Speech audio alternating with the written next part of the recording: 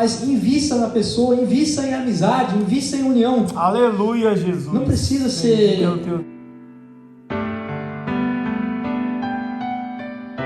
Esse povo, ele estava no meio de um caos. Não havia segurança ao seu redor, né? Não tinha muro, o templo ainda estava em ruínas. Um ano diferente, um ano abençoado, um ano cheio da graça de Deus, o propósito de Deus. Nós precisamos começar.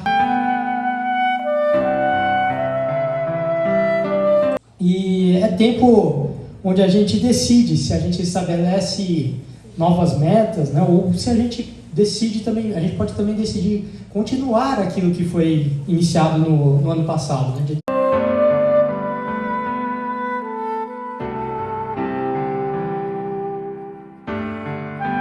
A principal meta vai ser, aliás, eu vou estar falando aqui na ministração de hoje,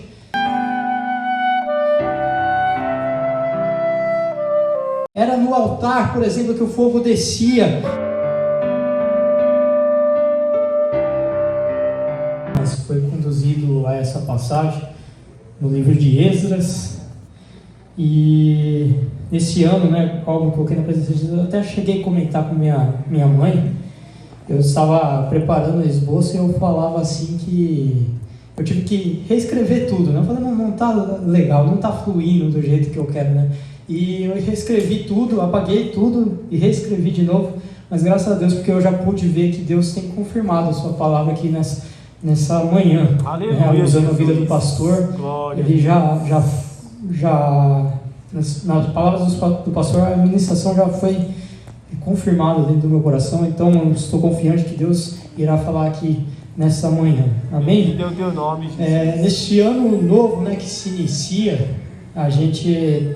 Aliás, é uma bênção de Deus, né? A gente tem esse tempo, pois é um tempo que a gente tem para refletir tudo que foi feito, é um tempo da gente medir como estão as nossas vidas, de olhar para trás e ver o que a gente conseguiu realizar, o que a gente falhou.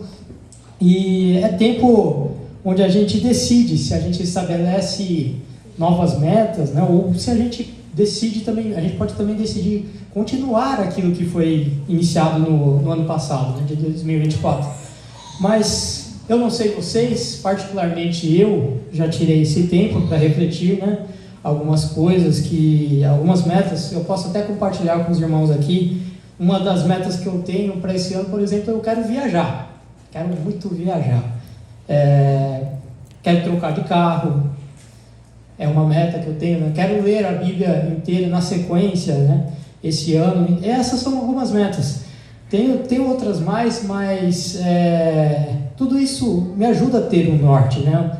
E a principal meta vai ser, aliás, eu vou estar falando aqui na ministração de hoje, mas para essa ministração eu preparei um tema que ficasse bonito, curto, e o tema diz assim: a renovação do altar do Senhor. Aleluia, né? Jesus. Mas um tema apenas fica difícil de compartilhar essa ideia. Então, ao longo dessa ministração, eu gostaria de explicar mais a fundo. Eu peço que os irmãos abram as nossas Bíblias, por gentileza, no livro de Esdras capítulo 3. Eu vou estar lendo do versículo 1 ao 6.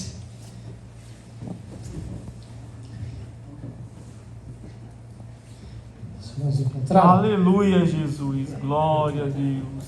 Bendito é o teu nome, Jesus. Esdras 3, capítulo 3, do verso 1 ao 6, vai dizer assim: chegando, pois, o 7º mês, e estando os filhos de Israel já nas cidades, se ajuntou o povo, como um só homem, em Jerusalém.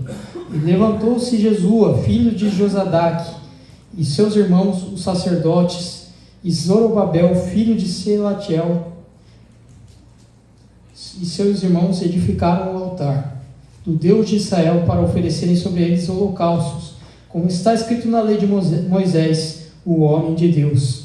E firmaram o altar sobre as suas bases, porque o terror estava sobre eles, por causa dos povos da terra, e ofereceram sobre ele holocaustos ao Senhor, holocaustos de manhã e de tarde. E celebraram a festa dos tabernáculos, como está escrito, e ofereceram holocaustos de dia em dia, por ordem, conforme o rito de cada coisa no seu dia.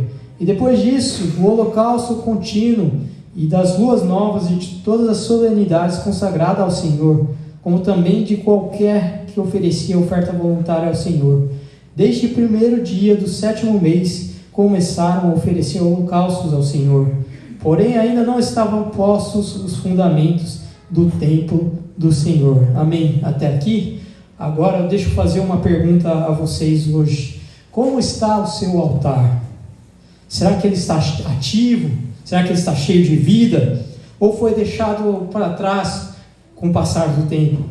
Será que em seu altar tem sido oferecido a oferta de Abel, que com suas primícias dos seus rebanhos adorou ao Senhor?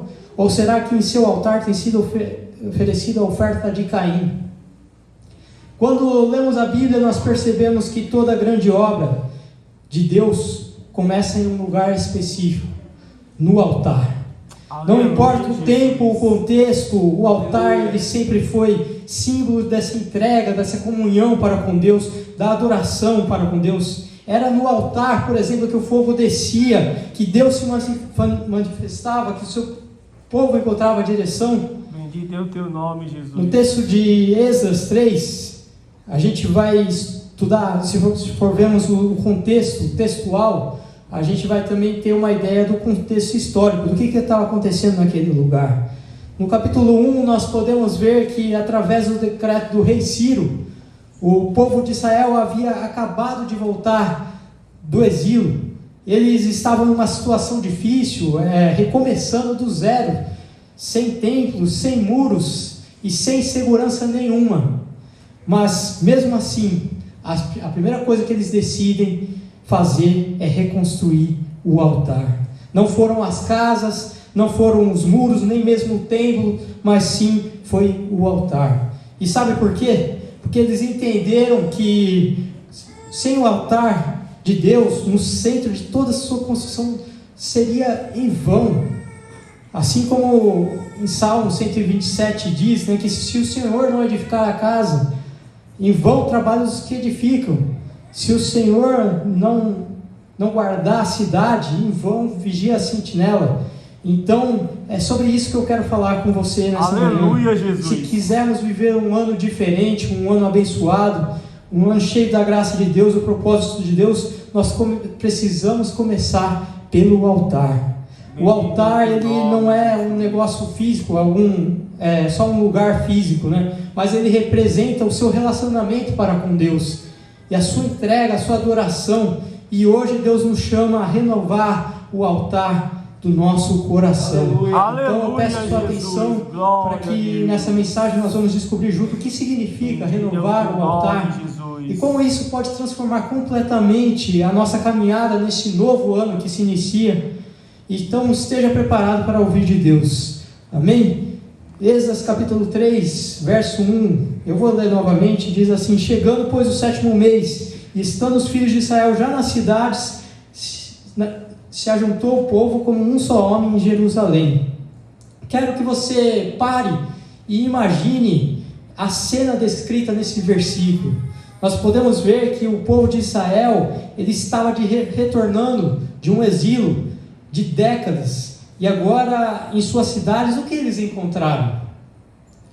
Eles encontraram casas destruídas, eles encontraram terras devastadas e possivelmente até as famílias, né, destruturadas, porque era um longo tempo, depois de tanto tempo de cativeiro, de sofrer as dores da separação ali, havia agora o grande desafio deles reconstruir a cidade, de tentar colocar as suas próprias vidas nos eixos novamente.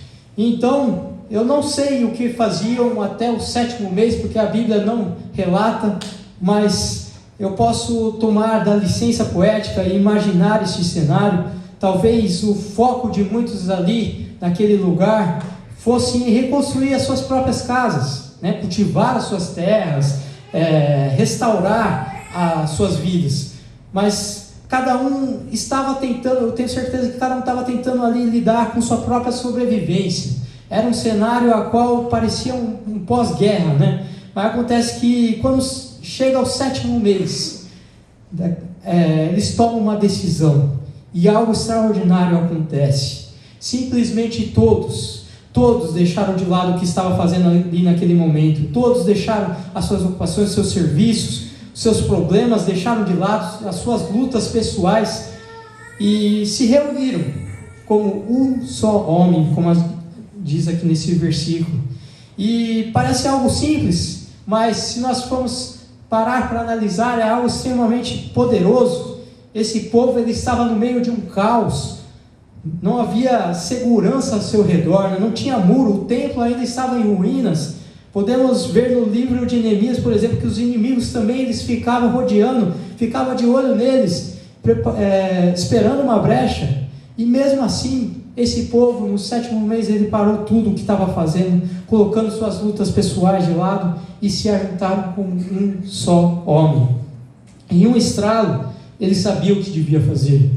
Eles sabiam que havia algo maior do que as suas dificuldades individuais, que os seus problemas. Eles se ligaram que havia algo mais importante e simplesmente eles pararam tudo o que eles estavam fazendo, pois sabiam que precisava restaurar o altar. Há uma necessidade nesse recomeço dessa história, desse país. O altar precisa ser restaurado, e isso já nos ensina algo essencial sobre a unidade, a união é extremamente importante na restauração do altar. Se quisermos que as nossas ofertas sejam aceitas no altar, se quisermos que as nossas orações suba, que o poder de Deus se manifeste, aleluia, que o fogo Jesus. do céu caia, precisamos de um altar restaurado, e isso vem através da união. Bendito é o teu nome, Jesus. No dia de hoje aqui, para nós ainda não se passaram 7 meses, né? Como na história desses israelitas, mas sim já passaram 12 dias do ano. Nesses 12 dias eu não sei o que tem sido as suas ocupações, quais têm sido as suas preocupações, as suas lutas, mas eu quero te dizer que há algo muito maior hoje aqui. Oh, glória a Deus! Algo que envolve aleluia, toda a igreja, algo que não só o pastor, não só os jovens, não só o círculo de oração, mas sim toda a igreja, todo o povo. Não há mais tempo oportuno do que esse, se não for o hoje, se não for o agora, para que nós possamos se unir ainda mais como igreja, como família, como um só corpo. Aleluia, Jesus. Como igreja do Senhor, para que em 2025 Deus se faça presente, Deus derrame do seu poder, para que possamos viver a maravilha dos céus, milagres, para vivermos extraordinário de Deus. Precisamos estar unidos em um só propósito. Aleluia! E esse propósito é renovar o altar do Senhor. Oh, glória a Deus! Glória a Deus. Voltando ao texto, antes de erguer o altar, antes de realizar qualquer ato de adoração, o povo ele se reúne em um propósito comum. Eles estavam unidos. Quando o texto diz que o povo se reuniu como um só homem, isso não significa que todos eram iguais. Todos tinham sua diferença, mas eles estavam reunidos, estavam unidos em torno de um único propósito: buscar a Deus. Aleluia, Jesus. Mesmo com as suas diferenças, o povo de Israel ele sabia que no fim o que mais importava era se unir e buscar o Senhor em adoração. E essa unidade, essa união os levou à restauração espiritual. Quantas vezes nós estamos focados nos nossos próprios interesses e esquecemos que Deus nos chama para algo maior? Aleluia, muitas vezes Jesus. Nós somos tão centrados em nós mesmos, e isso acaba nos dividindo. Nós esquecemos que somos chamados para algo maior. Deus nos chama para estarmos juntos. O corpo de Cristo, a igreja, é mais forte quando se une em um propósito. Quando estamos juntos, não há limites para o que Deus pode fazer. Mas para que haja união, exige sacrifício. Aleluia, Jesus. Glória Pense que no que significou para essas famílias que estavam nas suas cidades, deixaram as suas cidades e foram para Jerusalém, se reuniram em Jerusalém. Eles tiveram que deixar as suas casas, deixar o que eles estavam fazendo, suas famílias, em meio à reconstrução, e isso exigiu esforço de cada um. exigiu tempo, exigiu sacrifícios pessoais, mas eles fizeram isso porque entenderam da importância de estarem juntos na presença de Deus. Aleluia, Jesus! E aqui fica uma reflexão: será que nós estamos dispostos a sacrificar o nosso tempo, nosso conforto e até nossas preferências pessoais para buscarmos a Deus e fortalecermos a nossa união? Sem sacrifício fica difícil ter união. Bendito é o teu nome. A união Jesus. Exige esforço, e muitas vezes esses esforços irão contra as nossas próprias vontades.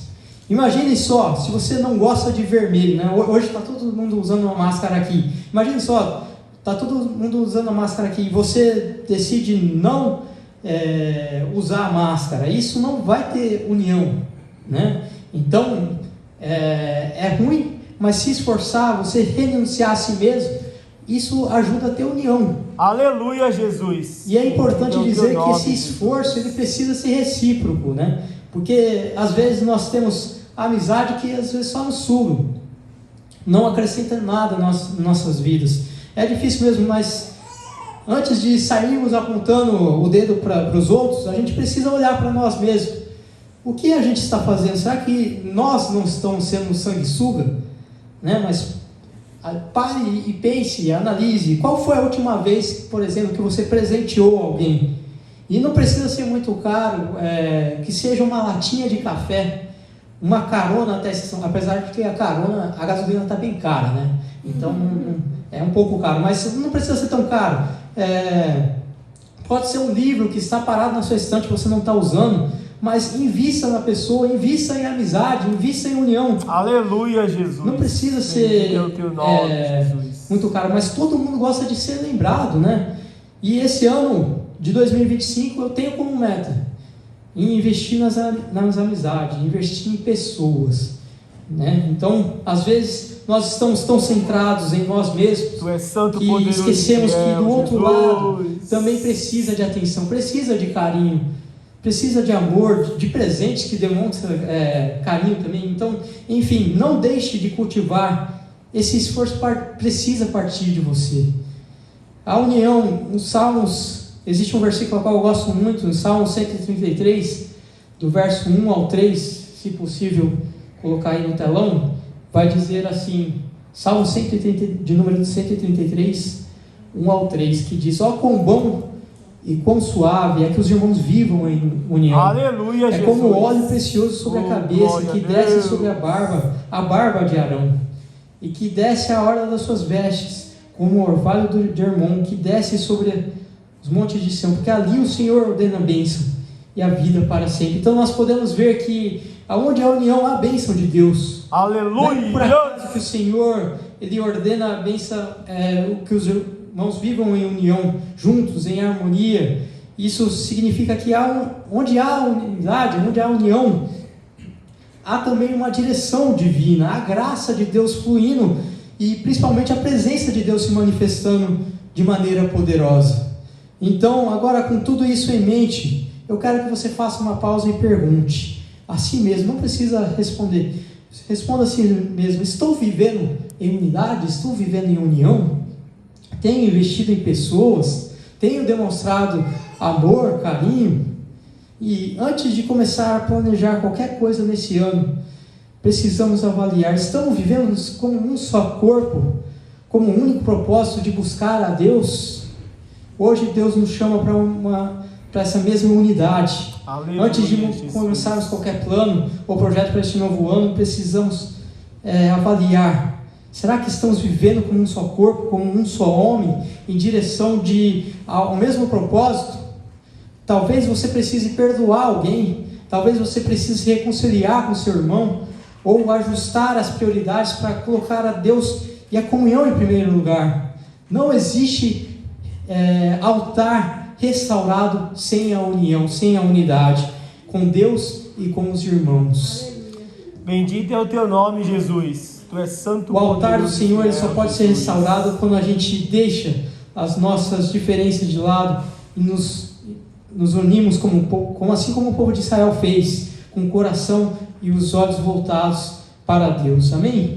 Vou estar entrando no tópico 2, no verso 2 ao 3, eu vou estar lendo novamente. Esdras 3, 2 ao 3 vai dizer assim: levantou-se Jesua, filho de Josadaque, e seus irmãos, os sacerdotes, e Zorobabel, filho de Sealtiel, seus irmãos, e edificaram o altar de Deus de Israel, para oferecerem sobre ele o holocausto, como está escrito na lei de Moisés, o homem de Deus. E firmaram o altar sobre as suas bases, porque o terror estava sobre eles, por causa do povo das terras, e ofereceram sobre eles holocaustos ao Senhor, holocausto de manhã e de tarde. Nós podemos ver aqui, depois de se reunirem, aquele povo, o povo de Israel, ele toma uma decisão fundamental, que é restaurar o altar do Senhor. É interessante nós observarmos que eles não começam reconstruindo o templo, eles não começam reconstruindo as muralhas ou as suas casas.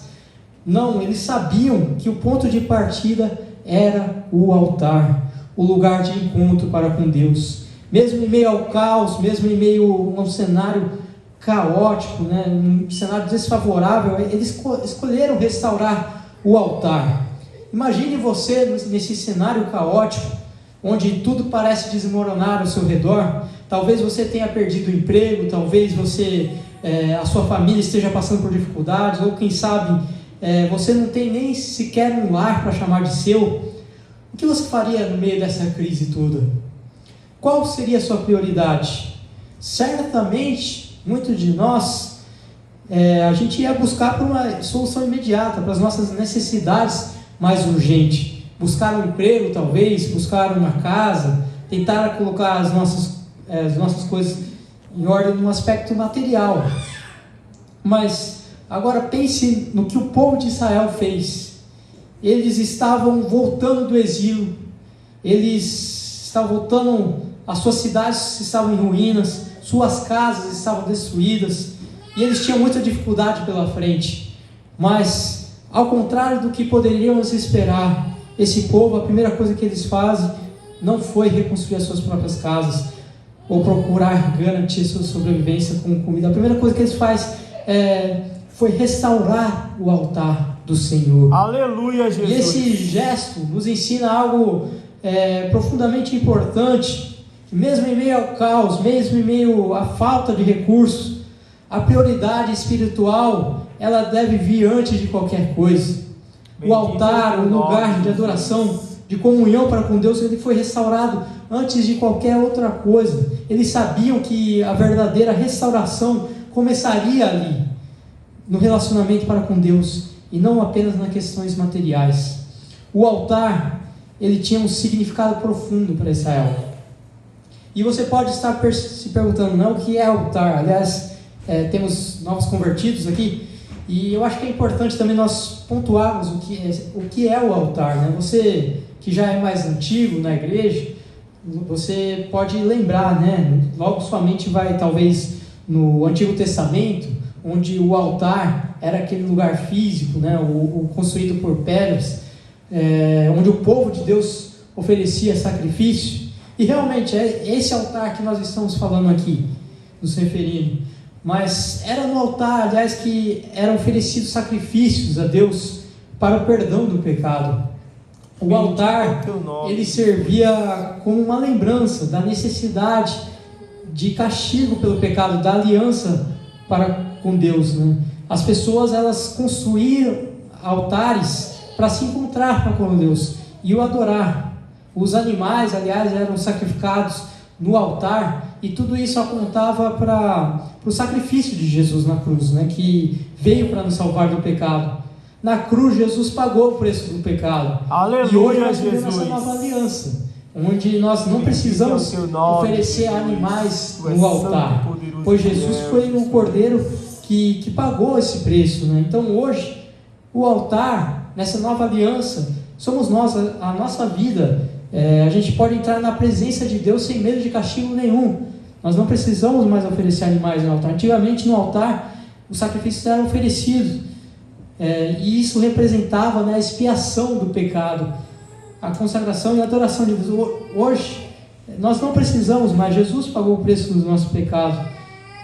Mas para aquele povo ali, restaurar o altar era muito importante. é como eles estivessem declarando que Deus era o centro da vida deles.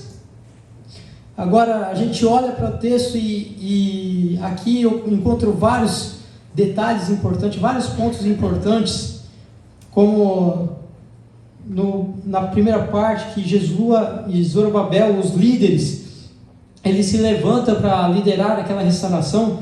Eles não buscam alternativas modernas ou altares. O texto deixa claro que eles fizeram isso como está escrito na lei de Moisés. Eles não inventaram um novo caminho, né, uma nova forma para se relacionar com Deus, mas eles voltaram às instruções que o próprio Deus tinha dado para eles.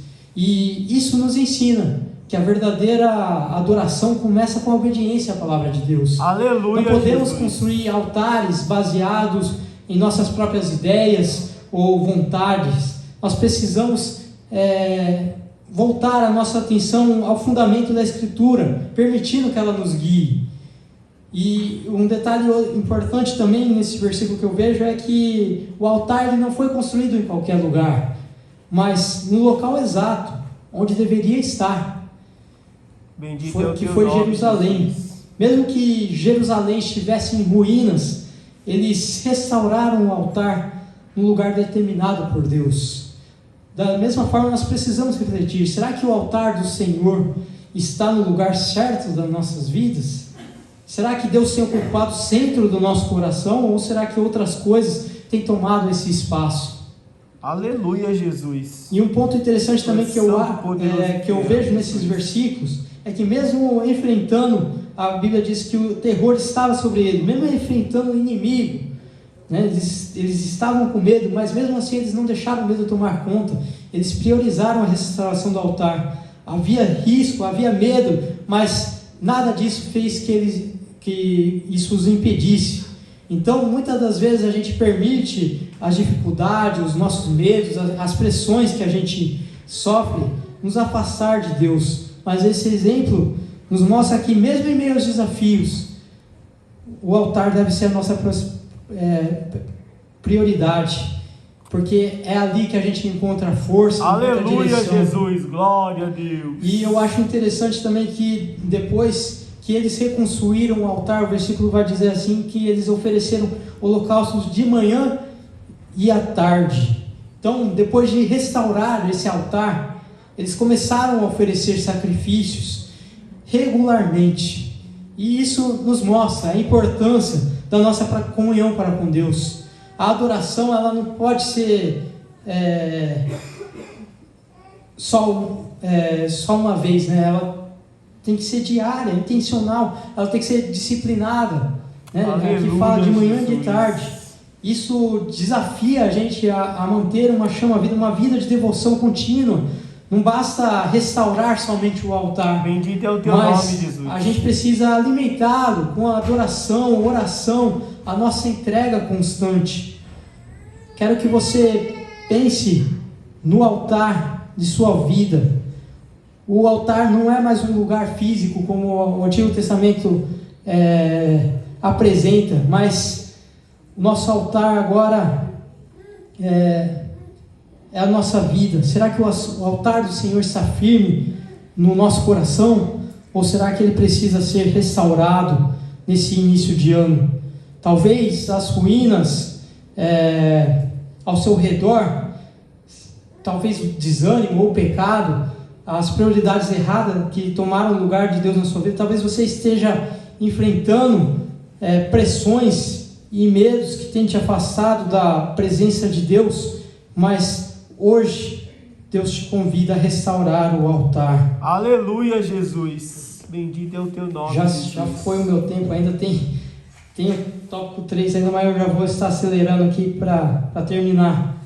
Que dizia que eles celebravam a festa dos tabernáculos, como está escrito, e foram holocaustos de dia em dia, por ordem, conforme o rito, cada coisa no seu dia. E depois disso, o holocausto contínuo das suas luas novas e de todas as suas solenidades consagradas ao Senhor, como também qualquer que oferecia oferta voluntária ao Senhor.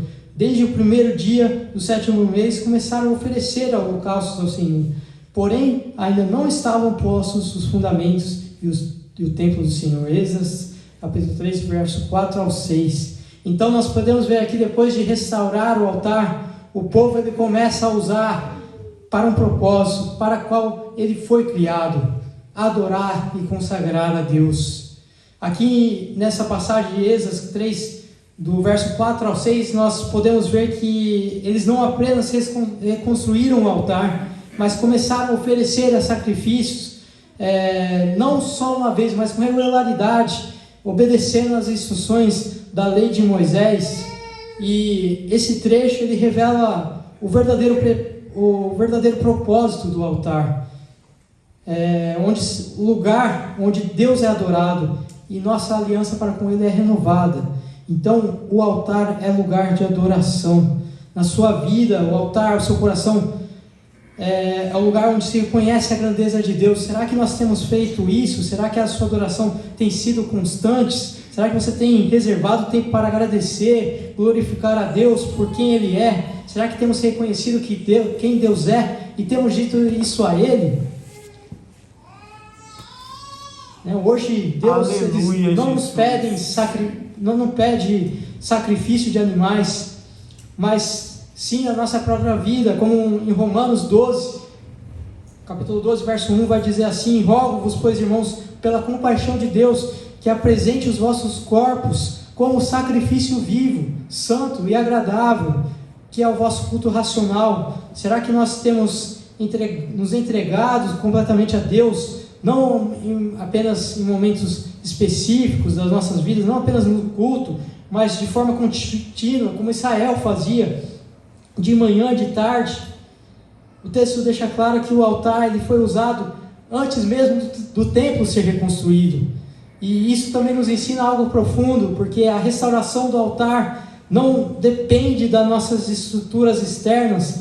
Mesmo sem o templo, o povo ele começou a adorar, a sacrificar. Eles entenderam que a comunhão com Deus ela não podia esperar. Muitas das vezes nós achamos que para a gente se aproximar de Deus, a gente tem que arrumar a nossa vida,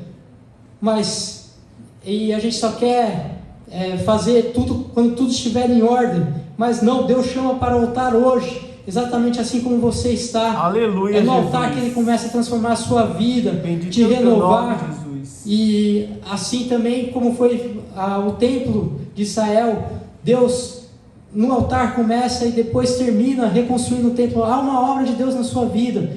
Você se entrega no altar hoje e a obra de Deus vai ser feita na sua vida. Então hoje Deus nos chama a redescobrir o propósito do altar. O altar é onde Deus deve ser adorado acima de tudo, onde a gente deve entregar as nossas vidas como sacrifício, onde nós renovamos a nossa aliança para com Ele. Então eu quero que você reflita, como tem sido a sua adoração? Ela é sincera, ela é constante, ou você tem se distanciado do altar? Aleluia, você tem se entregado Jesus. a Deus por completo, como um sacrifício vivo, ou tem retido parte da sua vida para si mesmo? E por último, você está esperando que tudo esteja perfeito para buscar a Deus, ou está disposto a se aproximar dEle, mesmo agora no estado que você está? O povo de Israel ele não esperou pela reconstrução do templo, eles começaram pelo altar. E isso que Deus nos chama a fazer hoje. Antes de qualquer outra coisa neste ano, precisamos restaurar e usar o altar em nosso coração para adoração, entrega, Bendito a renovação. é o teu nome, Quero que você Jesus. coloque de pé neste momento. Chegamos ao fim dessa mensagem. Aleluia! Mas eu quero que você olhe para tudo que nós aprendemos aqui hoje Glória a Deus. e pergunte a si glória mesmo: a Deus. como está o altar do Senhor na sua vida? Nós vimos hoje que o altar é o ponto de partida para tudo. Se você quer iniciar 2025 bem, te convido a uma renovação espiritual. Bendito é o teu nome. Assim como o povo de Israel se reuniu em união, colocou Deus no centro e restaurou o altar, Deus também está nos chamando aqui hoje para priorizar em nossas vidas. Aleluia, Jesus. No altar, Glória onde a gente declara a dependência de Deus, onde a gente entrega como sacrifício vivo e onde a gente renova a nossa aliança com Ele. E é exatamente isso que a gente precisa fazer no início desse novo ano. Talvez você esteja enfrentando ruínas na sua vida espiritual, emocional, ou até mesmo na sua família. Talvez existam medos, existam pressões que tem te afastado da presença de Deus, mas assim como o povo não esperou que tudo estivesse perfeito para reconstruir o altar, você também não precisa esperar. Aleluia, O altar, Jesus. ele pode ser e deve ser restaurado hoje, agora, exatamente onde você está. Bendito é o teu E nome, lembre-se, Jesus. o altar é apenas o começo. Ele é o ponto de partida para tudo o que Deus quer fazer em você e através de você neste novo glória ano. a Deus. Assim como Israel começou com o altar, reconstruir antes mesmo do templo, Deus também quer começar uma obra em você hoje, mas antes o altar precisa ser reconstruído. Agora eu quero que você feche os seus olhos e reflita. Glória a Deus. O que precisa ser restaurado no altar do seu coração? Glória a Deus. Quais áreas da sua vida ainda não foram entregues completamente a Deus? E o mais importante, será que você está disposto a colocar Deus no centro da sua vida, fazendo o altar dele a sua prioridade neste ano? Este é o momento de tomar uma decisão. Não permita que mais um ano comece sem que o altar do Senhor seja firme no seu lugar, no lugar certo. Aleluia. Que este ano que Deus seja o centro da sua vida, onde Ele receba a adoração, a qual só Ele merece, e onde você viva a constante renovação dessa aliança para com Ele. Bendito é o teu nome. Gostaria de fazer uma oração. Senhor meu Deus, estamos aqui diante do teu altar. Aleluia. Reconhecemos, ó Pai, que precisamos de Ti, Glória a Deus. que sem a Tua presença nada podemos Santo, fazer, poderoso Pai. fiel, Jesus. Ajuda, Senhor, a nos restaurar o nosso altar, o nosso Pai coração, amado, Senhor. a colocar-Te no centro das nossas vidas, a viver uma vida de adoração constante, que seja verdadeira a nossa adoração, Pai. Aleluia, Jesus. Que este ano seja que vivemos plenamente para Ti, ó Pai, com sacrifício vivo, agradável. Bendito é o teu Em Teu nome nome. nós te pedimos, Pai. Assim, e te agradeço em nome de Jesus. Amém. Agradeço a oportunidade em nome de Jesus. Aleluia, Jesus.